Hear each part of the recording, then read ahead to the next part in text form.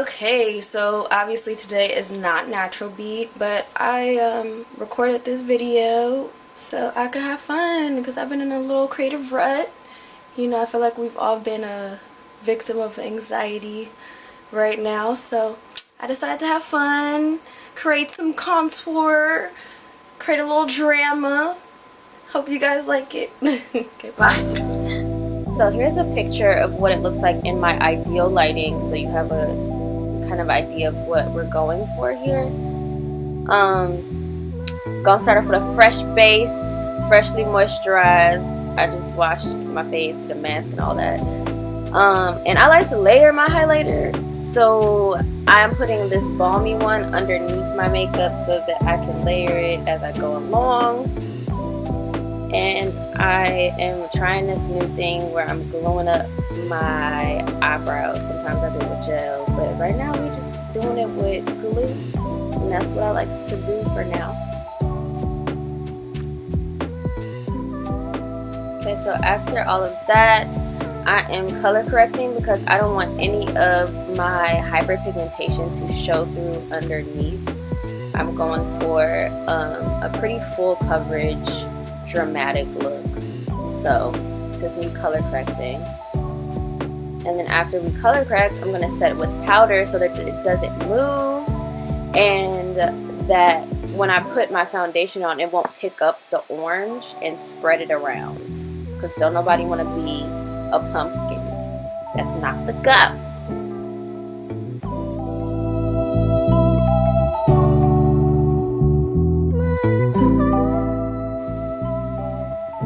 Okay, so for foundation, I'm also using a newer foundation I've never used before, but I also realize that it's warmer than my skin tone.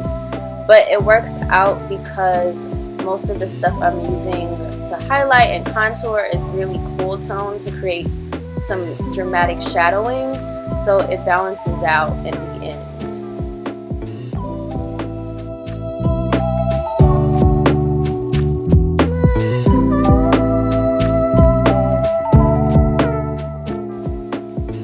Now, when I'm creating my highlights or the places that I want to bring forward in my face, I usually do a gradient. So I use the color that's closest to my skin complexion on the lower part of my face, and I go lighter as I go up towards my eyes.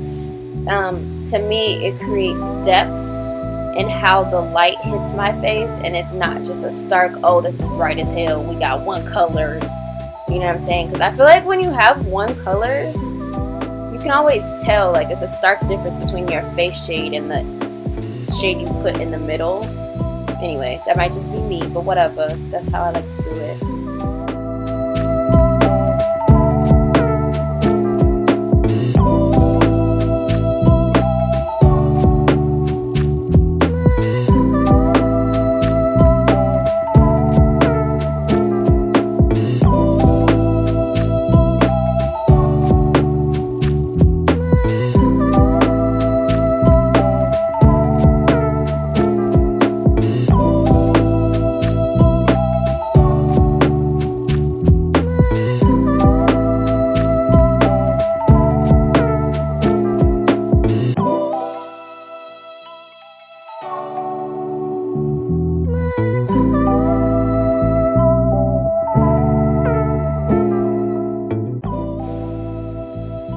Okay, so when I'm blending this out, I like to go back and forth between both sides so that I get kind of an even distribution.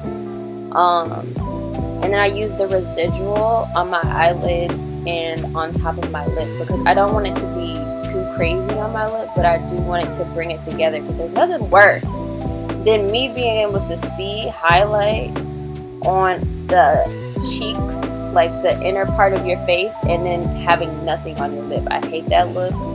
I'll probably show it to y'all at some point, but hate it. Anyway.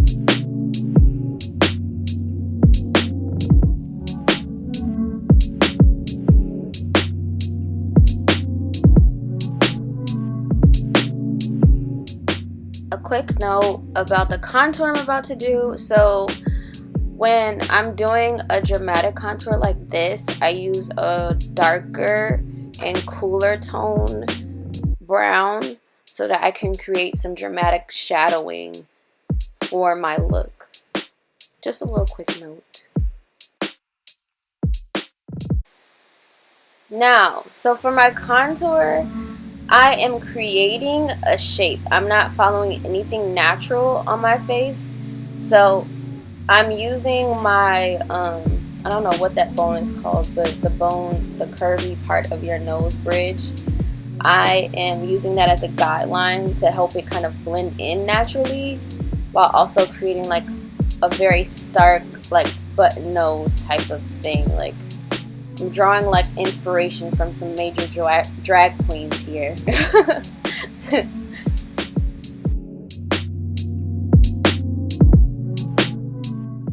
For my cheek contour, I'm bringing it towards my mouth. I almost literally never do this, but I'm trying to create a very distinct cheekbone today. So I'm bringing it all the way towards my lip.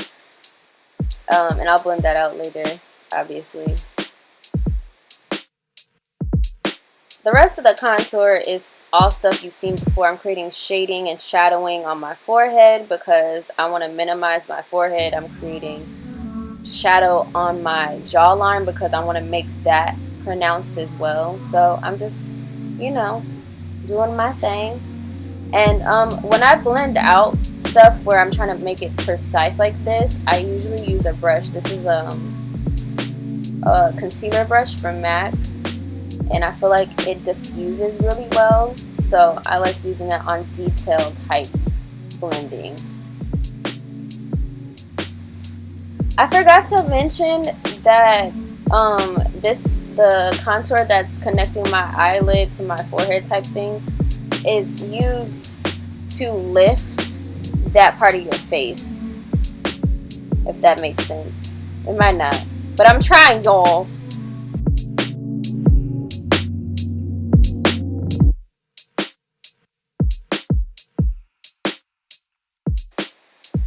Alright, so here's the fun part. We're using the Makeup Forever Flash palette. I'm using the peachy color, and I'm going over my eyebrows.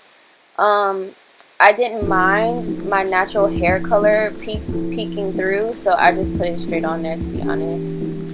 Some people like to put a white base on top so it picks up, but I didn't really care. So I'm creating this wing with the same color that I used to contour my face, and we're gonna use this as a base and then layer some like really dark gray black eyeshadow on top. But I wanted to create some type of depth with this color and create something for it to kind of lay on, if that makes sense.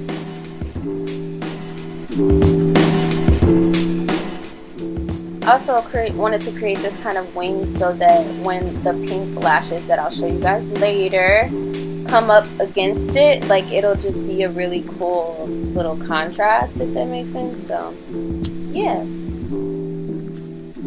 So for these lashes, we're using the same thing we use for our eyebrows, and we're laying it on top and brushing it in so it gets all in through those fibers. And then after we get done, we're gonna use this peachy pink color from Sugar Pill so that we can set it and so it doesn't smear everywhere. And yeah. So here's a gray lipstick I'm going to use because we're adding depth. Remember, we're going to layer a gray metallic-y color on top later, but we just want to create some type of depth and something for the shadow to stick on so that we get some type of intensity.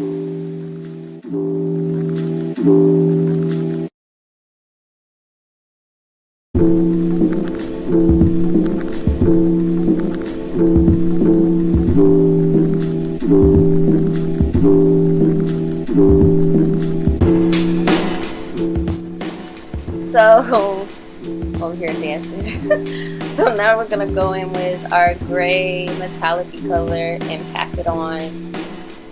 We'll blend it out later.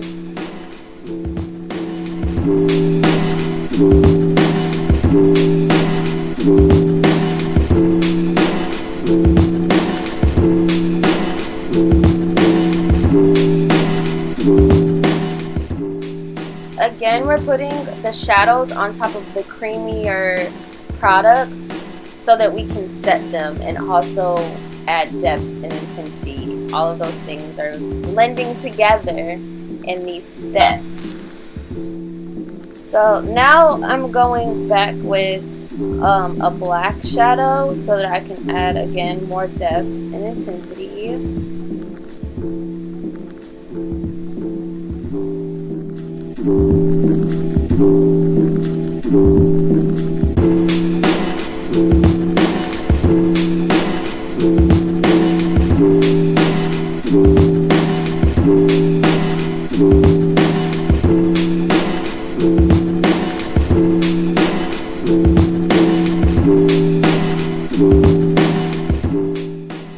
On our waterline on the bottom, we're just going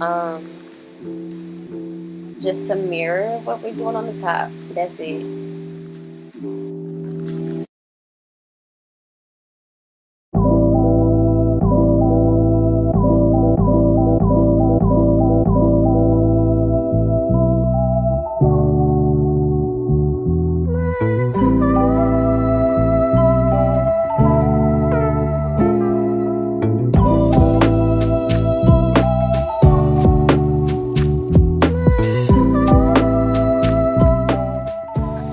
So I decided to go in with a dark pink pigment to kind of add, I guess, a variant of pink colors and to kind of add to the intensity on my eyes.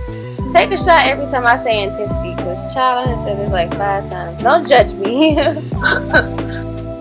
So for our lashes, we're using the same product we use on our eyebrows. We're using the same product we use on the lashes.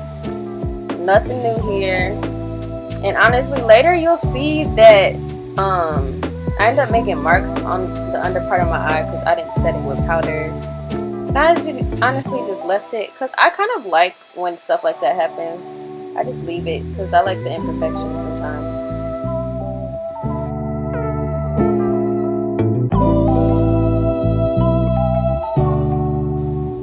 So for these lashes, it's not a full lash. I cut the lashes so that I can use it for the tail end of my eyelids. Just because I didn't want it all the way up through my whole eyelid. But you'll see, like, I'll place the inner corner a little lower so that it blends more with my natural lash line since we're not doing a full lash.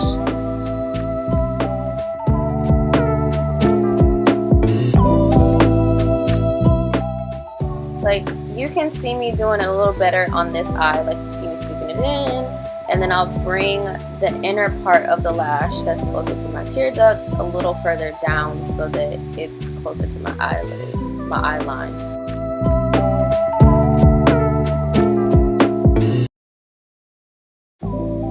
Alright, guess who's back? It's that same Flash palette color girl. We're bringing it in so we can tie this whole look together color scheme wise. I know y'all can see them contour lines. I see it. I see you seeing it.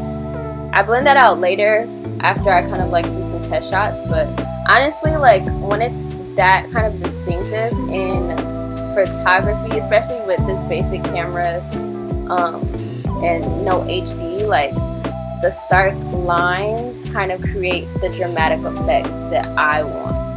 So it's fine for this situation.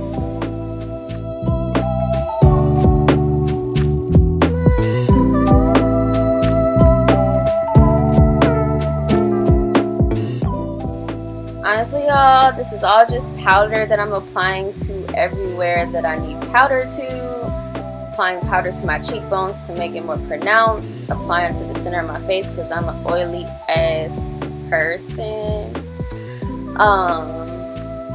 And to the center of my face because, again, I'm an oily ass person. So, yeah. Simple. Y'all seen this before many a times.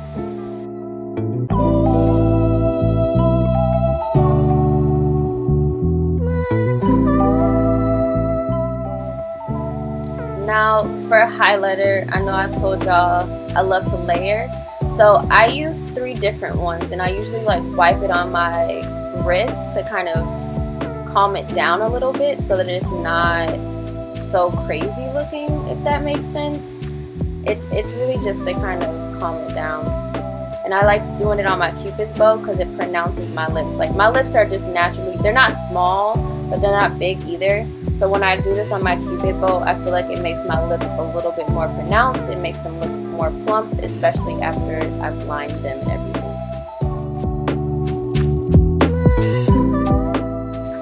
Now we're going in for our lips. I line my lips. I use my entire lip. I don't color inside the lines. I literally use every rim of lip that I have. Because people be like, how your lips look so full in pictures? I'm like, this is literally it. I don't face tune them to look bigger. I don't do anything extra. I just use my entire lip. Period. Okay.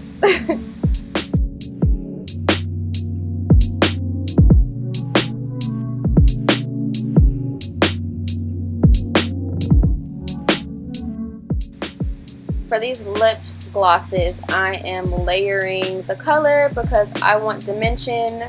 I do this a lot, like even when I'm on my clients, like I'll create different layers of color to create some type of dimension in the lip so it's not completely like a flat lip, if that makes sense. Okay, so I don't know how the lighting changed this crazy, but anyways, this is me bringing back my beauty mark.